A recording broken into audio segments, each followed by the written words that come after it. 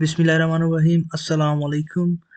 This is Hamza Zahid. आज हम एक नई प्लेलिस्ट स्टार्ट कर रहे हैं फॉर एफपीए होलसेल। ठीक है, तो होलसेल के लिए कुछ चीज़ें होंगी। जो सबसे पहले हम इंट्रोडक्शन से स्टार्ट करेंगे, फिर इसको आहिस्ता आहिस्ता हम मतलब लॉन्चिंग की तरफ, प्रोडक्ट हंटिंग बीच में आएगी, वेबसाइट क्रिएशन आएगी, ई कॉमर्स की वेबसाइट किस तरह से क्रिएट करते हैं।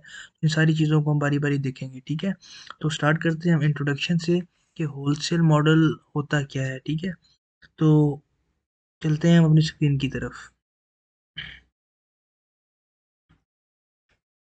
तो ये मैंने amazon.com ओपन कर ली है। ठीक है, तो सबसे पहली चीज़ होती है होलसेल में कि जो बेसिक मॉडल होता है ना, जो कि हम समझते हैं आम रूटीन में, नॉर्मल रूटीन में, वो होता है जी बल्क में बाइंग करनी है और बल्क में ही सेल करनी है।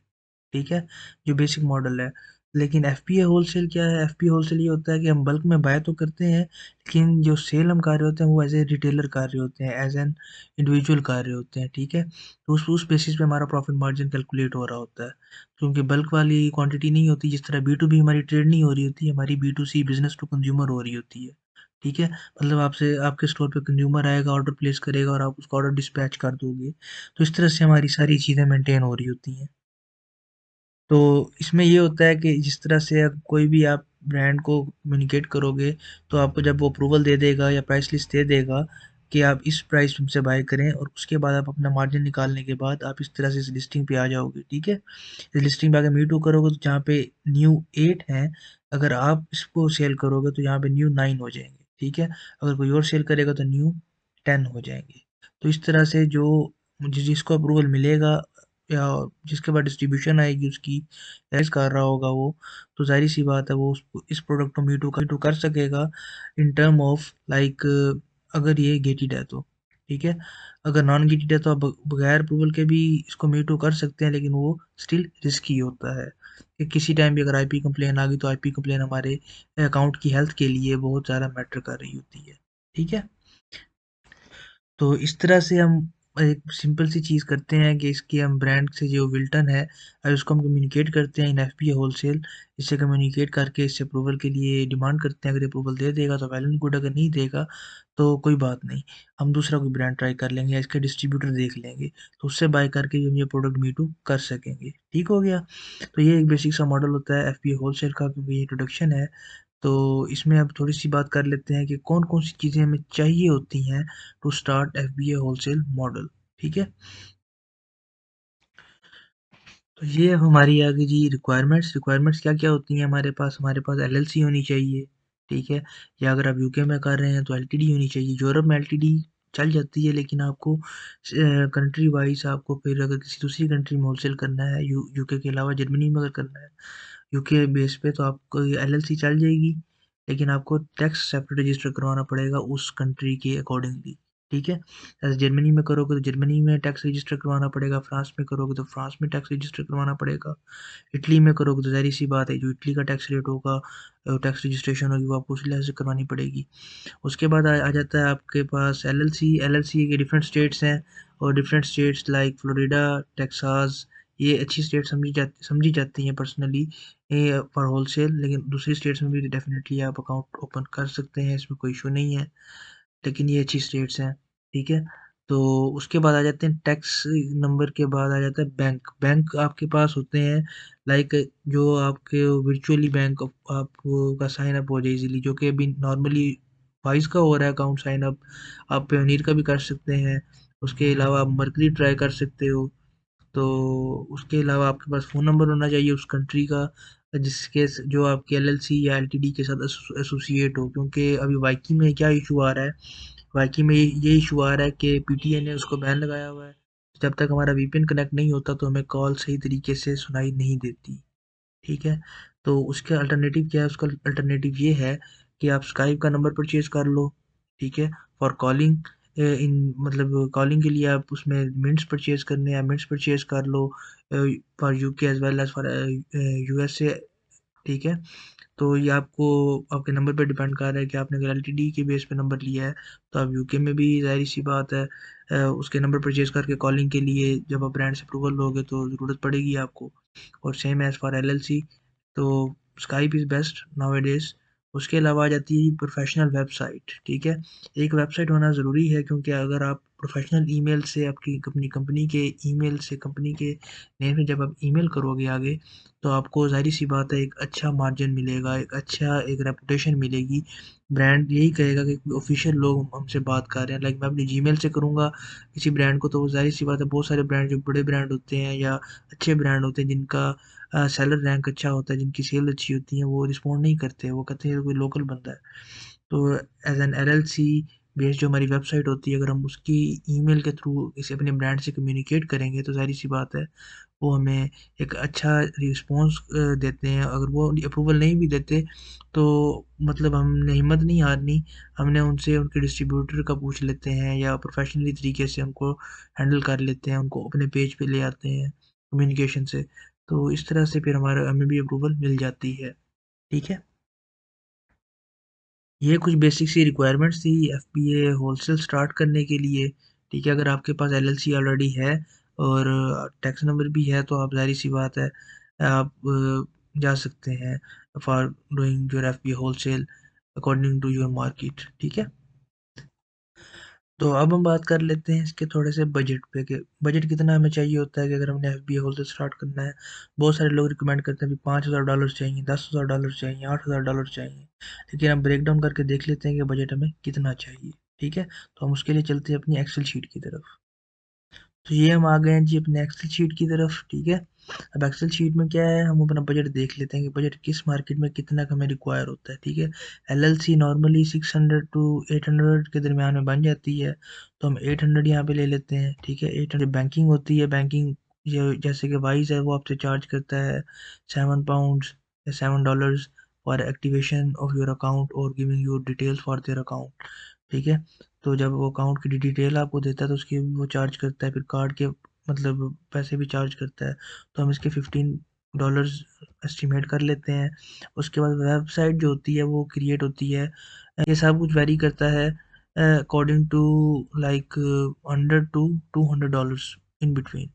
तो हम इसको 120 कर लेते हैं। ठीक है, तो बाकी रह जाती है इन्वेंट्री। इन्वेंट्री आपके प्रोडक्ट पे डिपेंड कर रही होती है कि आपने कितने प्रोडक्ट के साथ जाना है।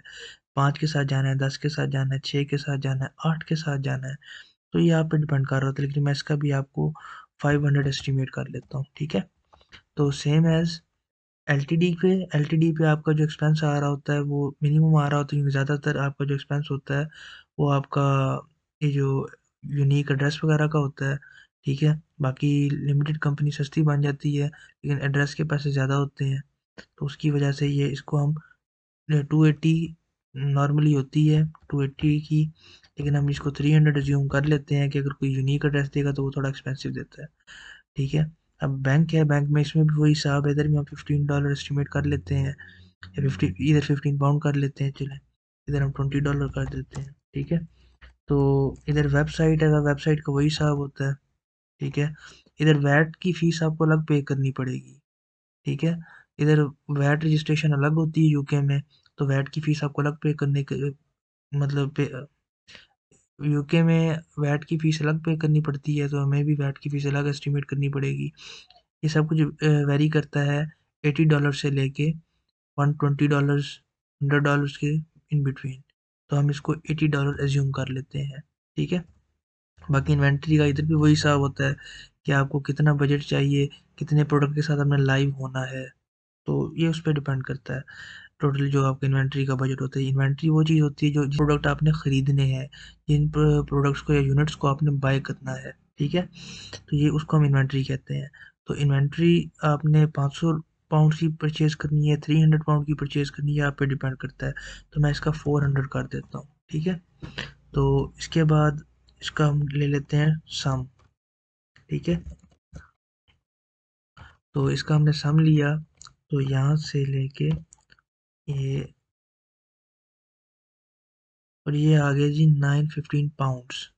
इतने में हम एस्टिमेट कर रहे हैं कि हमारा जो एफ बी होलसेल है इन यूरोप स्टार्ट हो जाएगा, इन यूके मार्केट। लेकिन क्या चीज़ है इसमें, क्या होगा इसमें, आपको प्रॉफिट मार्जिन जो होंगे ना वो बहुत कम होंगे। लाइक आप एस्टिमेट ये मत रखें कि अपने माइंड में कि आपका 20% 15% मार्जिन बच रहा होगा। हाँ, किसी के पास अगर ऑलरेडी आपने प्रोडक्ट निकाले हुए हैं, कैलकुलेशन की हुई है तो वेल एंड गुड, अगर नहीं की हुई तो अपना एस्टिमेशन ज़रा थोड़ा रखें प्रॉफिट मार्जिन का, क्योंकि स्टार्ट तो हो जाएगा लेकिन उस प्रॉफिट को आपने री इन्वेस्ट करते जाना है साथ साथ, ठीक है। तो इसलिए मैं इसको यहाँ पे यूनाइटेड किंगडम्स का था, सेम यही चीज़ मैं इधर पेस्ट कर देता हूँ, ठीक है। तो ये यहाँ से शुरू होगा और यहाँ पे ख़त्म होगा। तो ये इसका 1440 का इन्वेंट्री समेत आपका $1500 का ये स्टार्ट हो जाएगा यहाँ पे, ठीक है। तो हमने देखा हमें टोटल बजट चाहिए 1440 मतलब 1500 राउंड अबाउट, ठीक है। हमने प्रेप चार्जेस नहीं डाले हुए तो $1500 का बजट चाहिए for startup in USA for FBA wholesale. और इन यूके मार्केट हमारे पास अगर £1000 हो या £950 हो तो हमारा स्टार्ट हो जाएगा एफबीए होलसेल, ठीक है। तो इस तरह से हमारी बजटिंग भी हो जाती है। बाकी बजटिंग जो बजटिंग होती है वो डिटेल में हम करते हैं after our all the analysis, ठीक है। जो प्रोडक्ट जो डिटेल में बजटिंग होती है ना वो डेफिनेटली सी बात है हम करते हैं काफ़ी आगे जाके, लाइक आगे जाने से मुराद ये है कि आपकी रजिस्ट्रेशन हो जाती है, बैंक डॉक्यूमेंट रजिस्टर हो जाते हैं। उसके बाद हम डिफरेंट अब इन्वेंट्री मैंने $80 रिज्यूम किया, मे बी आपको $50 में भी आपका वैट रजिस्टर हो जाए, मे बी आपको 150 की वेबसाइट मतलब मिल जाए या $100 की मिल जाए तो $20 सेव हो जाए। तो वो जो बजट होगा वो कहाँ कंज्यूम होगा, आपकी इन्वेंट्री में कंज्यूम हो जाएगा, ठीक है। उतने ज़्यादा प्रोडक्ट आपके लाइव होंगे। तो इस तरह से चीज़ें वेरी करेंगी आपकी, थोड़ी बहुत अप डाउन हो सकता है अकॉर्डिंग टू मार्केट, ठीक है। तो इसमें बस ये रफ एस्टिमेशन है कि आप इतने में आपका एफपीए होलसेल स्टार्ट हो जाता है, ठीक हो गया। और आपका रिस्क मिनिमाइज हो जाता है। जैसे आर्बिट्राज में आप जाते हो तो आपको पता है कि रिस्क थोड़ा ज़्यादा होता है, क्योंकि उसमें आपको ये होता है कि वो जो प्रोडक्ट होते हैं वो अगर आपसे इनवॉइस मांगेगा अमेज़न तो वो इनवॉइस आपको लाइक एक्सेप्ट नहीं करेगा, जो रिटेलर की इनवॉइस होगी। अगर ऑफिशियली ब्रांड की वेबसाइट से परचेज की है फिर वो एक्सेप्ट कर लेता है, लेकिन इन केस अगर आपने रिटेलर जैसे वॉलमार्ट है, कॉस्टको है, सैम्स क्लब है, तो इस तरह से आप बाय करोगे तो वो इनवॉइस एक्सेप्ट ही नहीं करेगा आपकी, ठीक हो गया। मेन चीज़ ये है कि ये हमारी बजटिंग होगी। अब बजटिंग के बाद हमारे पास जो नेक्स्ट टॉपिक आएंगे इंशाल्लाह नेक्स्ट वीडियोस में, वो हमारा आएगा कि किस मार्केट ने कितनी ई कॉमर्स की ग्रोथ कैप्चर की हुई है। उसके बाद ब्रांड डिस्ट्रीब्यूटर जो होते हैं उनको हम ईमेल किस तरह से लिखते हैं, क्या मिस्टेक्स करते हैं ईमेल्स में, ठीक है। ईमेल की बेसिक राइटिंग क्या होती है, नेक्स्ट वीडियो हम ईमेल पे बनाएंगे और उसके ईमेल के अल्टरनेटिव देखेंगे कि ईमेल के अल्टरनेटिव क्या क्या है, ठीक है। तब तक के लिए अपना ख्याल रखें, दुआ में याद रखें, फ़ी अमान अल्लाह, अल्लाह हाफिज़।